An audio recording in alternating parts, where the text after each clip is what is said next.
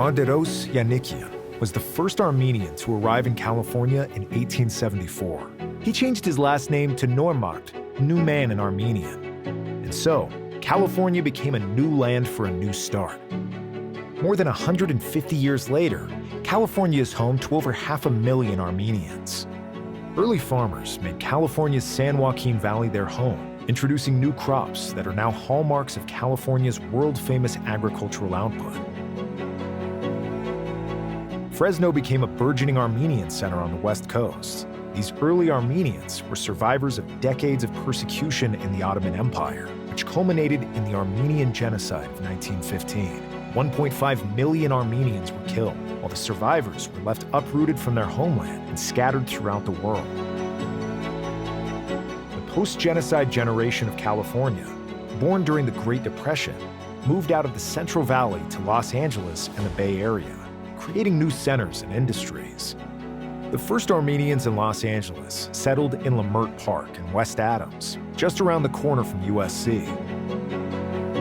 In the 1920s, Boyle Heights became home to Armenians fleeing upheavals in the Russian Empire. During World War II, Soviet Armenians who were taken to Germany as forced labor arrived in East Los Angeles from the displaced persons camps. These efforts were led by Bay Area restaurateur and philanthropist George Mardikian. The displaced persons were integral in establishing the burgeoning community in Montebello. From the 1950s on, cycles of upheaval throughout the Middle East and elsewhere brought Armenians from diasporan communities to Southern California. The Soviet collapse, First Artsakh War, and economic hardships in Armenia led to a mass exodus, bringing large waves of Armenian immigration to California. Migration from Armenia has been ongoing for over 3 decades. California has become home to Armenians from all around the globe. If the Central Valley was the initial West Coast hub, Los Angeles now holds the mantle as capital of the Armenian diaspora. The pioneering contributions of Armenians in both the public and private sectors have made the Armenian story integral to the California story. Armenian Americans who make up the fabric of California society include well-known trailblazers, as well as those whose stories have yet to be told. My mother didn't, she left just one letter. If I had much more than that, I would know more. We remember some, we forget some. And you guys, you should be commended for what you're doing. It's beautiful. Keep it up.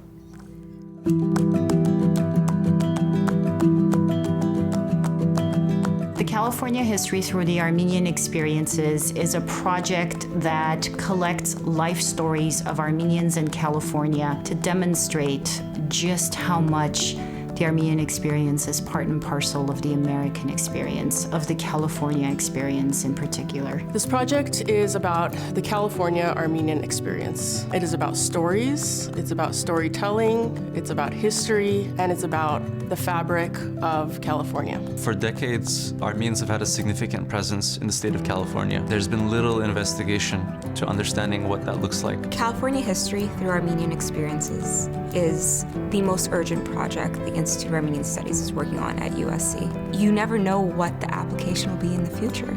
We have hundreds of stories of California Armenians, but there's so many more stories that have not been told, so many more stories that can add to the complexity and beauty of not only the California Armenian experience, but the California experience as a whole. The world has come to California in the last 200 years. We have diaspora communities from every corner of the globe.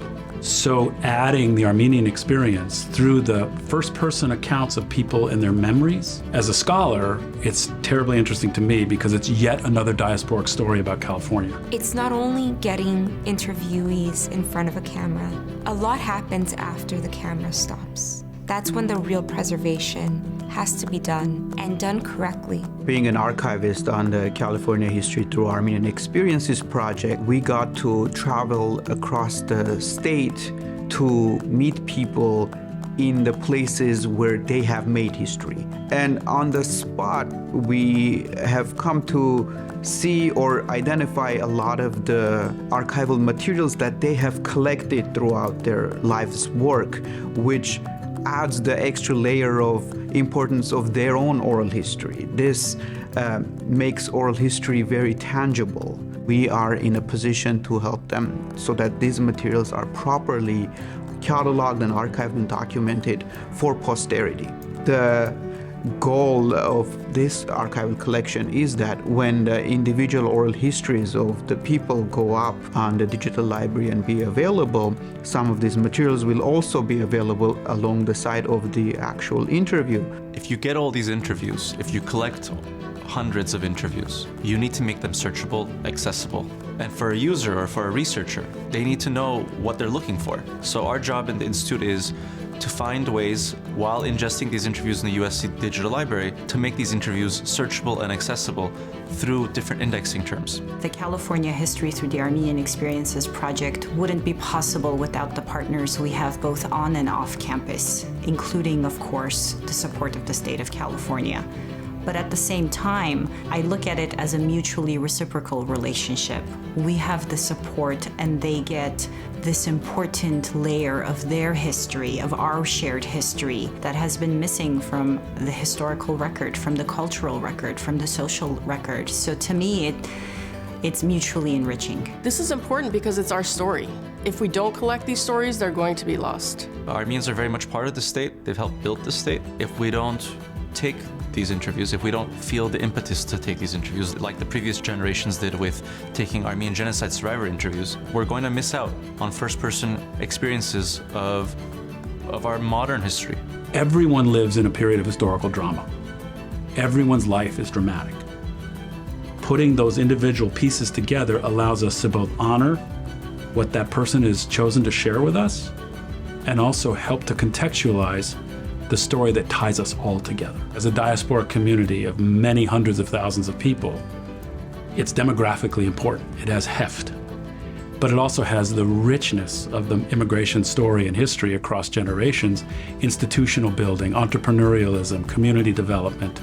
It's built on tragedy. It's built on the post-genocide diasporic world. But the vibrancy of the communities and the people that make it up, it's palpably exciting. Armenians have historically been a diasporic nation, so to document the Armenian trajectory almost gives us a window into trends and trajectories that we are only now seeing unfold. In the recent years, a lot of seismic changes have been happening in our own lifetimes, which highlights the importance of constant collection of oral histories, that this is not just limited to a certain time frame in the past. Oral history is happening constantly because history is happening constantly.